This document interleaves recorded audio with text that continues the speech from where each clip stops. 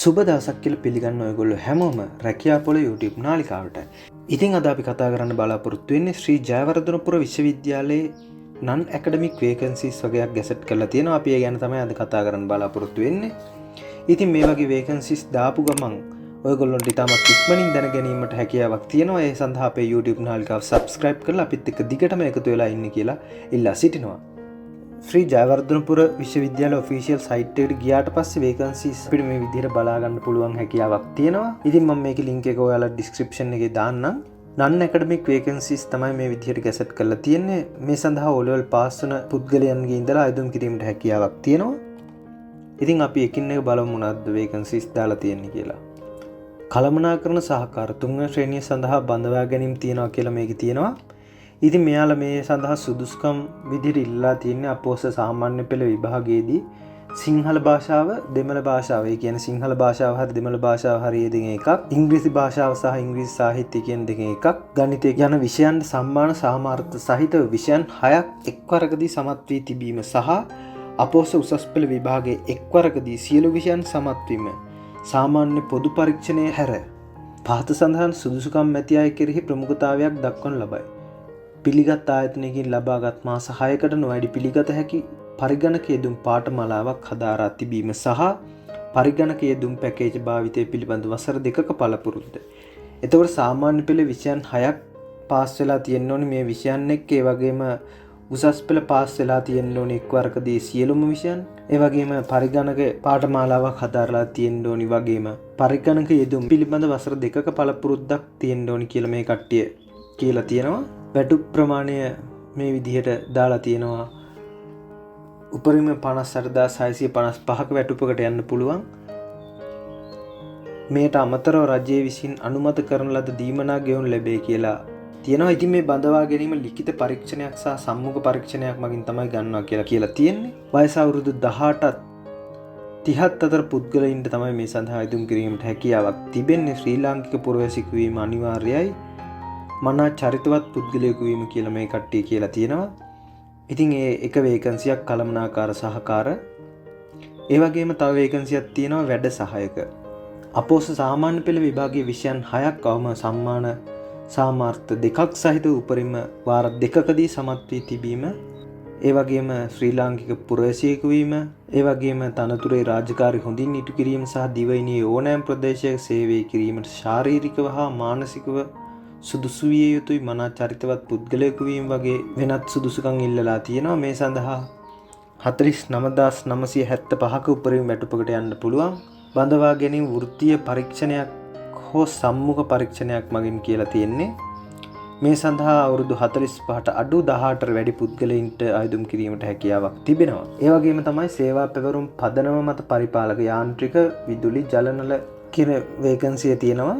සුදුසුකම් විදිහට ජාතික තාක්ෂණික සහතික හෝ සමාන සුදුසුකම් සමග වසර 3ක සේවා පළපුරුද්ද ඉල්ලලා තියෙනවා. ඒ වගේම තමයි දෙවරකට නොවැඩි වාර ගණනකදී අපෝස සාමාන්‍ය පෙළ විභාගයේ විෂයන් 6ක් සමත් වීම හා රජයේ දෙපාර්තමේන්තුවක පළාත් පාලන ආයතනයක රාජ්‍ය සංස්ථාවක හෝ පිළිගත් ඉංජිනේරු ආයතනයකට අදාළ ක්ෂේත්‍රයේ පරිපාලකයෙකු වශයෙන් වසර 5ක පළපුරුද්දක් තිබීම කියලා මේ කට්ටිය කියලා තියෙනවා. රුපියල් 75000ක වැටුපක් දෙනවා කියලා තියෙනවා. බඳවා ගැනීම සම්මුඛ පරීක්ෂණයක් මගින් තමයි තියෙනවා කියලා තියෙන්නේ. 18ට වැඩි 45ට අඩු අයට මේ සඳහා ඉදුම් කිරීමට හැකියාවක් තිබෙනවා. සේවා පැවරුම් කාල සීමාව පළමු වසරක සේවා පැවරුම් කාලයක් සඳහා පත්වීම ලබා දෙන අතර කාර්ය සාධනයේ මත මෙම තනතුරේ සේවා පැවරුම් කාල සීමාව දීර්ඝ කිරීම සිදු කරනවා කියලා තියෙනවා. ඒ වගේම කොන්ත්‍රාක්ට් පදනම මත රියදුරු හැකියාවක් දාලා තියෙනවා. සුදුසුකම් විදිහට ඉල්ලන්නේ අපෝස සහ පෙළ විභාගයේ විෂයන් 6ක් අවම සම්මාන සාමාර්ථ දෙකක් සහිතව උපරිම වාර 2කදී සමත් වී තිබීම. ඒ වගේම බර වාහන පැදවීම සහ මෝටර රථ ප්‍රවාහන කොමසාරිස් ජෙනරාල්වරයා විසින් නිකුත් කරන ලද බලපත්‍රය ලබාගෙන තිබිය යුතු අතර රියදුරු බලපත්‍රය ලබා ගැනීමෙන් පසු රිය පැදවීමේ අවම වශයෙන් වසර 3ක පළපුරුද්දක් තිබීම කියලා සුදුසුකම් විදියට ඉල්ලා තියෙනවා. ඒ වගේම වෙනත් සුදුසුකම් විදියට ශ්‍රී ලාංකික පුරවැසියෙකු වීම, තනතුරේ රාජකාරී හොඳින් ඉටු කිරීම සහ දිවයිනේ ඕනෑම ප්‍රදේශික සේවය කිරීමට ශාරීරිකව හා මානසිකව සුදුසු විය යුතුය. මනා චරිතවත් පුද්ගලයෙකු විය යුතුය.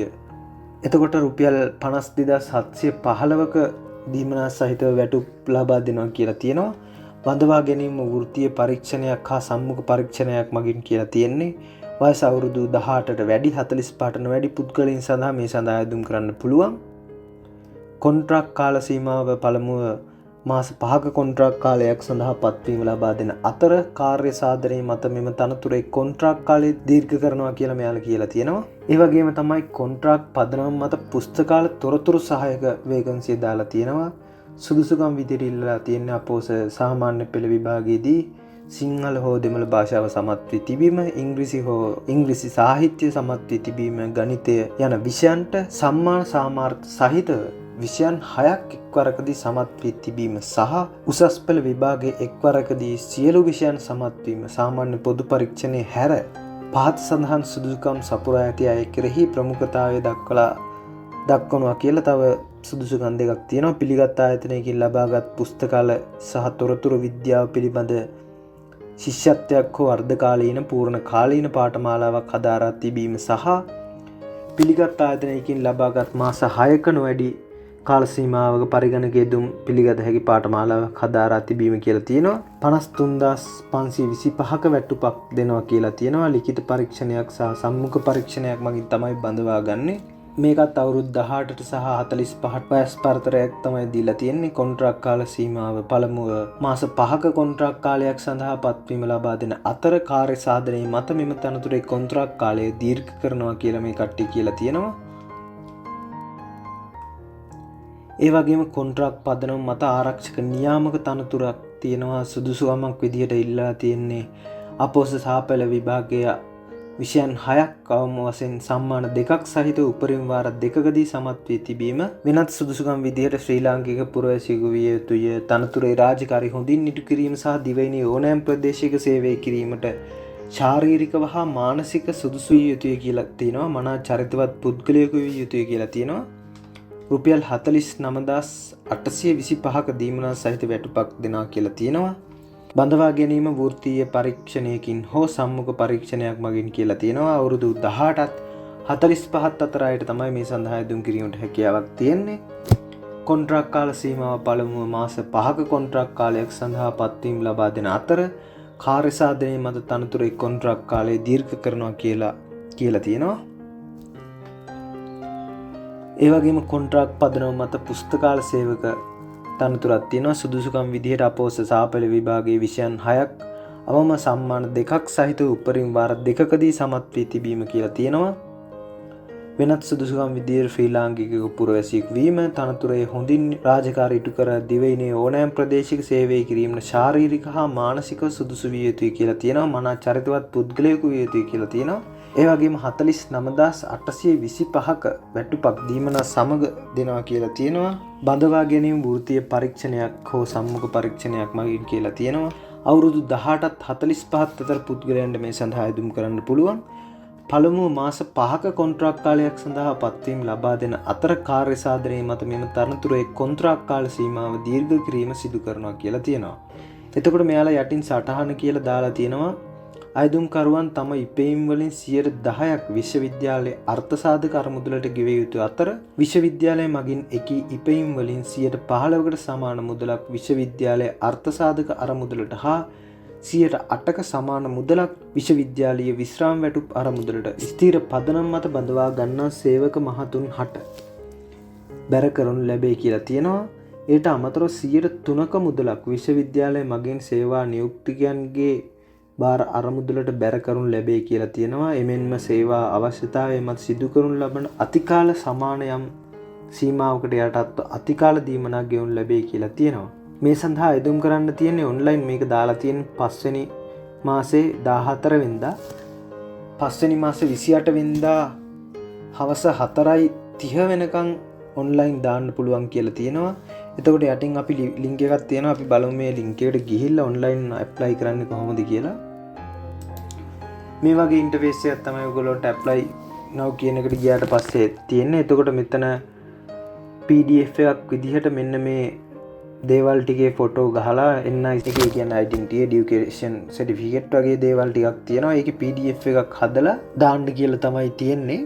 මේක සබ්මිට් කරවුවට පස්සේ ඊමේල් එකකින් කන්ෆර්ම් කරලා ඔයාලට ඊමේල් එකක් එවනවා කියලා තියෙනවා. ඒ වගේම කලින් කියලා තිබ්බ ඉන්ස්ට්‍රක්ෂන් ටික හොඳට කියවලා සුදුසුකම් තියෙන ඒවාට විතරක් ඇප්ලයි කරන්න කියලා මෙයාලා කියලා තියෙනවා.